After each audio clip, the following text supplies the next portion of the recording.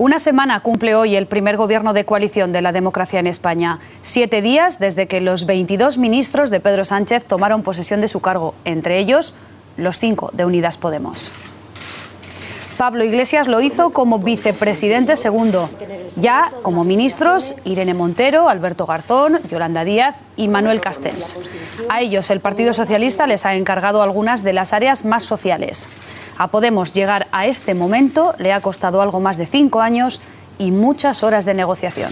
Prometo, por mi conciencia y honor, cumplir fielmente. Para hablar de todo ello tenemos con nosotros hoy a Nacho Escartín, secretario general de Podemos Aragón. Bienvenido, buenos días. Gracias, Carolina, buen día. Esta imagen le ha costado a Podemos. Ahora, cuando lo ve, ¿qué se le pasa a uno por la cabeza? Pues que pasamos página, que llevamos prácticamente 10 años de recortes, de una gestión política donde la corrupción ha estado demasiado presente y donde la mayoría de la gente hemos perdido derechos, hemos perdido capacidad de ser felices, ¿no?, y tener unas vidas plenas.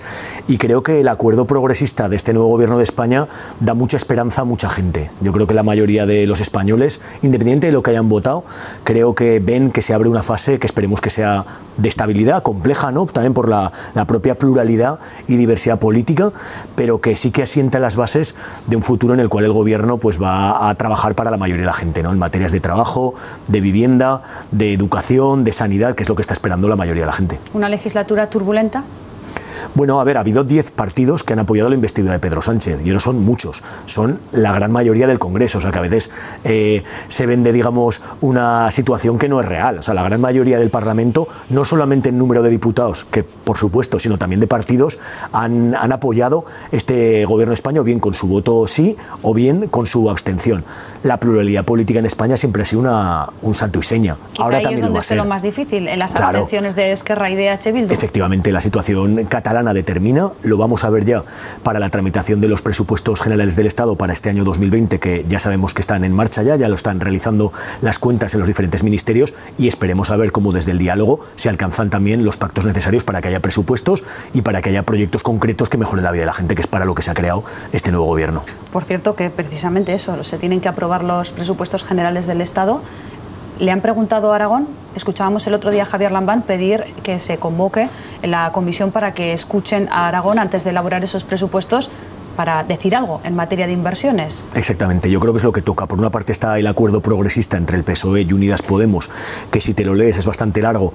La gran mayoría de las cuestiones que ahí se plantean son beneficiosas para la mayoría de los territorios y también para Aragón, pero luego toca lo que son las reivindicaciones singulares y propias aragonesas. Hay muchas que tienen que ver con fomento, con infraestructuras, estamos hablando del ferrocarril, del tren, de autovías y carreteras que todavía están sin hacer, pero también estamos hablando de la transición energética justa para los territorios mineros, y estamos hablando una serie de reivindicaciones que por parte de Podemos ya hemos hecho llegar de alguna manera a nuestros compañeros de Podemos, y también lo vamos a hacer a los ministerios, y por parte del Gobierno de Aragón también desde el acuerdo que alcanzamos los 4 partidos, el PSOE, Podemos, Equo, PAR y Chunta Aragonesista, tenemos también que trasladar en forma de una bilateral, es decir, una comunicación directa y digamos cooperadora entre el Gobierno de España y el Gobierno de Aragón, que es lo que queremos. No queremos ser menos que nadie, pero de alguna manera desde Aragón sí que tenemos que alzar nuestra voz, porque creemos que nos estamos quedando como una comunidad de segunda, y para hacer frente a servicios públicos de calidad necesitamos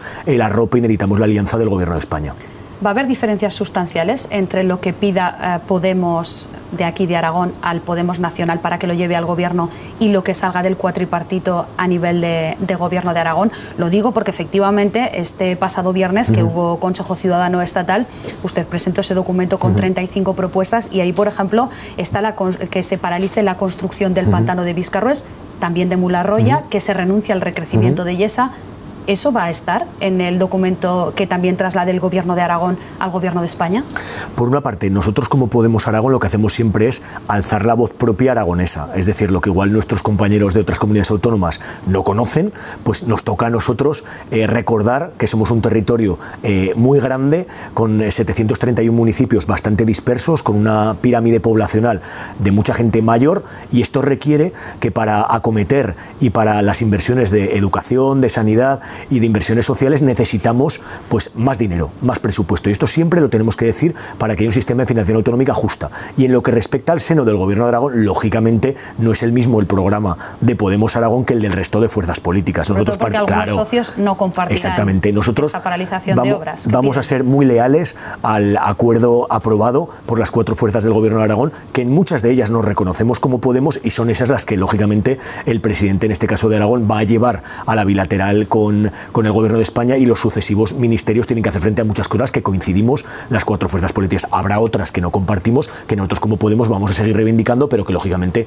no son fruto del consenso. Por cierto, ¿sabe ya si hay fecha para esa bilateral de Aragón y Madrid? Todavía no lo sabemos. Lo que sí que sabemos es que el Gobierno de Aragón esta semana ya, me imagino que hará público un documento pues para dejar bien claro cuáles son las reivindicaciones más urgentes, más necesarias, porque la lista es larga y muchas de ellas además vienen de lejos, que Aragón está reivindicando cuestiones que llevamos décadas pidiéndolas y que en algunos casos han sido incluso aprobadas y publicadas en el BOE, pero en algunos casos no han llegado. Yo estoy hablando, por ejemplo, del desdoblamiento de la Nacional 232, por poner un ejemplo, ¿no? Que es algo que un montón de veces ha salido y no se ha hecho, o la mejora del ferrocarril de la línea entre Zaragoza y Sagunto pasando por Teruel. Son cuestiones que muchas veces los ministerios han aprobado, han aceptado, incluso se han puesto en los presupuestos, pero no se han llegado a ejecutar. Bueno, pues vamos a ver si en esta legislatura todo el proceso político acaba en que se concretan las mejoras que queremos los aragoneses.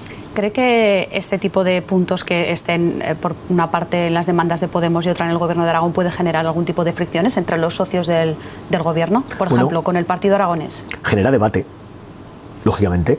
Debate que no fricción. Somos fuerzas políticas y yo creo que la normalidad democrática nos tiene que llevar a entender que la diversidad no es una amenaza, sino que tiene que ser algo público, algo que la gente conozca, que pueda opinar, que pueda ver qué es lo que opina cada partido en cuestiones dispares y que a veces podemos encontrar soluciones distintas a problemas comunes, y en ese sentido yo creo que es bueno que haya un debate en la sociedad. Otra cosa es la capacidad de ejecución y las líneas de acción del Gobierno de Aragón, y esto está determinado en las 132 medidas en las que se está trabajando desde que en agosto se firmó ese acuerdo, y que es lo que está de alguna manera marcando las líneas del Gobierno de Aragón, con un presupuesto ya aprobado y empezándose a ejecutar desde el 1 de enero de este año, lo cual es una noticia sobrebuena que ya vamos a ir viendo en las diferentes consejerías del Gobierno de Aragón, cómo se va poniendo en marcha todo lo que hemos firmado negro sobre blanco en un papel.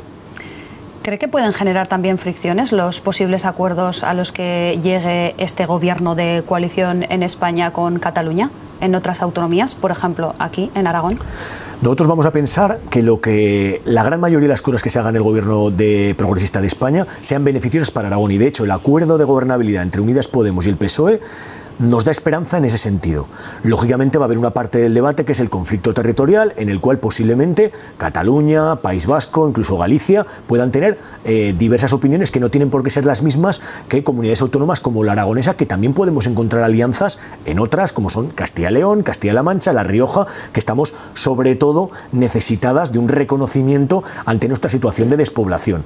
Yo creo que esto va a generar lógicamente un debate importantísimo que se tiene que dar en esta legislatura, y nosotros como aragoneses lo que tenemos que hacer, insisto una vez más, en que se reconozca nuestra singularidad y que tenemos ganas de vivir en nuestros pueblos, en nuestros barrios y en nuestras ciudades, y no queremos ser ciudadanos de segunda. Volviendo a la formación del gobierno de coalición, algunos han criticado que Pablo Iglesias e Irene Montero sean los 2 ministros. ¿Usted entiende esas críticas?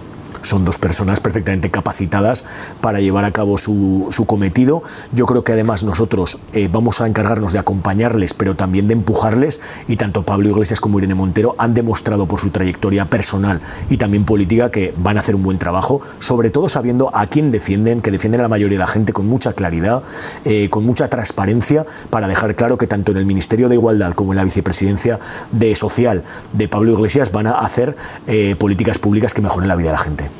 ¿Cómo se ha decidido? ¿Ha habido un debate interno para decidir quiénes serán ministros, quiénes serán secretarios de Estado? ¿Cómo se organizaba el organigrama del Gobierno por parte de Podemos? Claro, dentro de lo que es el Consejo Ciudadano Estatal, el órgano acometido, que es el Consejo Coordinador, se ha encargado de elegir a las personas pues más preparadas. En el caso de Unidas Podemos se va más allá de Podemos, ¿no? Porque ya sabemos que hay no solamente Izquierda Unida, sino que hay diferentes secciones territoriales. Bueno, pues entre todas han elegido a las personas que consideran mejores, no solamente en primera línea, sino también, como tú muy bien decías, en puestos intermedios, que son gente que ya está trabajando, que ya están llegando a sus edificios, porque en algunos casos son ministerios nuevos, que ya están comunicándose con los trabajadores y personas funcionarias que llevarán tiempo trabajando en esos sectores, y esperemos que desde ya se pongan a trabajar en el primer presupuesto general del Estado que esperamos para este año cuanto antes, y en lo que son los diferentes proyectos de ley y propuestas que van a llegar desde los diferentes ministerios. ¿Pero es verdad que todos son afines a Pablo Iglesias?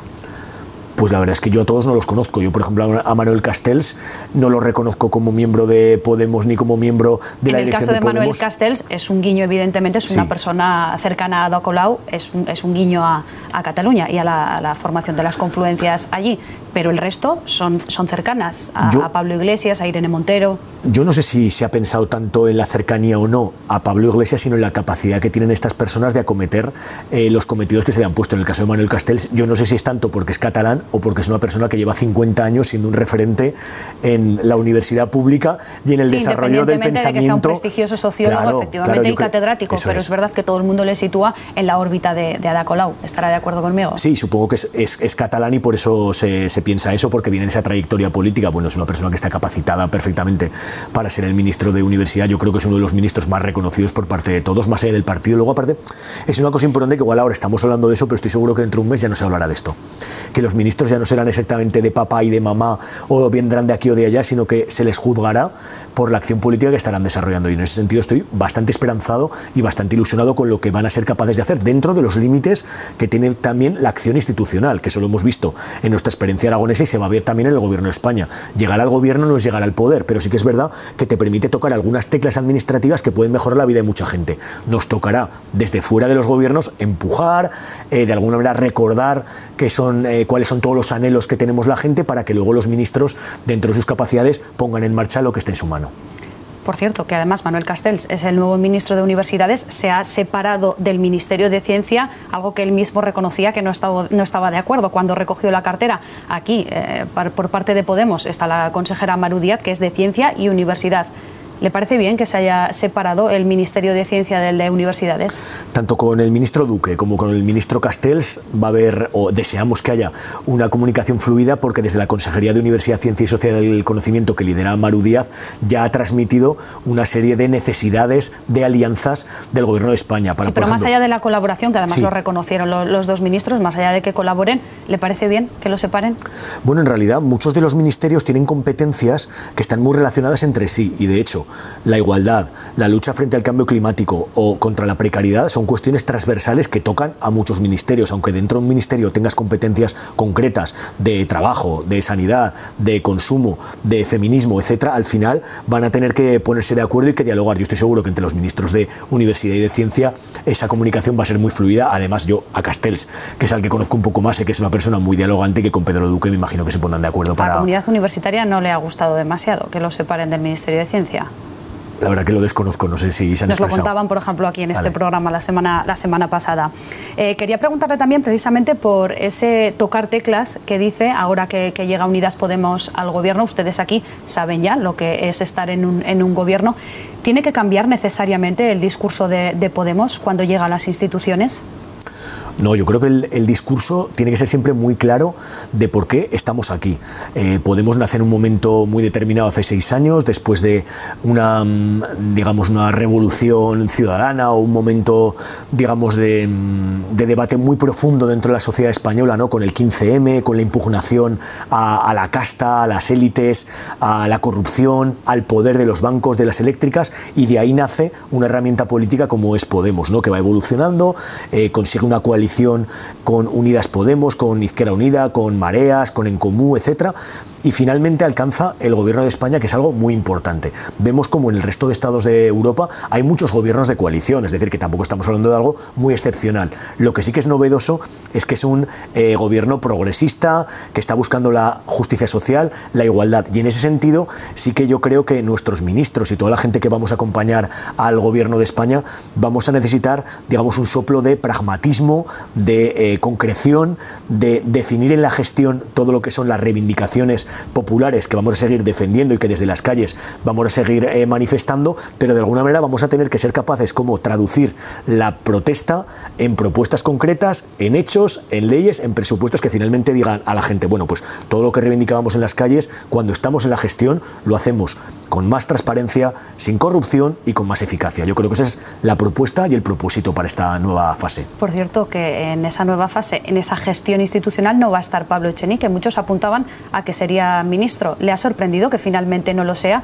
Va a ser el portavoz en el Congreso de los Diputados, pero no va a ser ministro. No, la verdad que no me ha sorprendido. Dentro de lo que es un poco el liderazgo colectivo que hay en Podemos, tanto a nivel político interno como a nivel comunicativo, lógicamente ahora tiene que haber una reestructuración y de hecho la propia convocatoria de la Asamblea Ciudadana de Podemos para marzo responde un poco a esa necesidad. ¿No es un castigo a Pablo Echenique? No, yo no Algunos criticaron la labor que hizo en las anteriores negociaciones fallidas con el Partido Socialista. En estas negociaciones que sí que han fructificado parece que ha pasado a un segundo plano. ¿No es un castigo para él?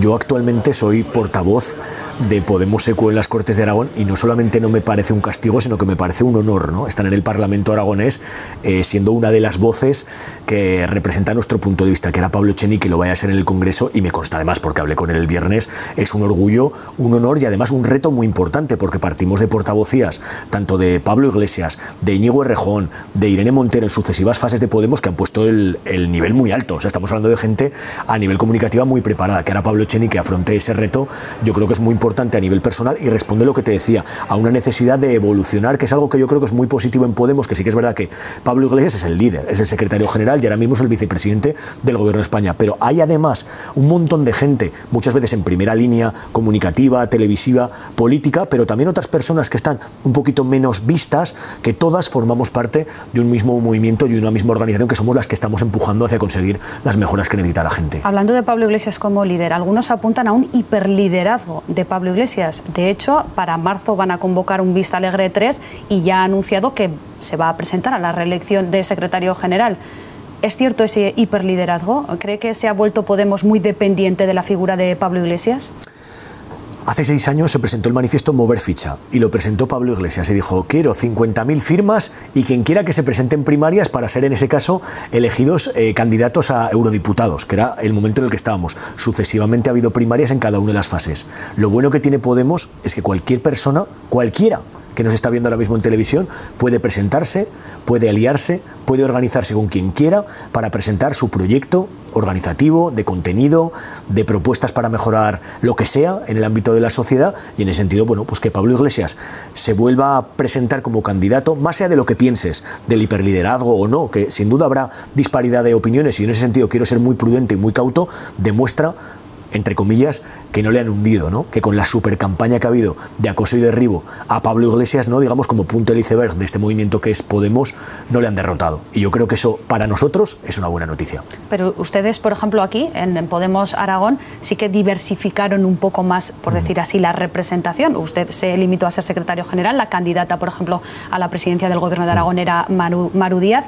En España, a nivel estatal, todo es como muy piramidal, con Pablo Iglesias arriba del todo. ¿Le gustaría que fuera más diversa la representación? Al final, Carolina, el método es el mismo. Son primarias abiertas, todo el mundo votamos, todo el mundo elegimos.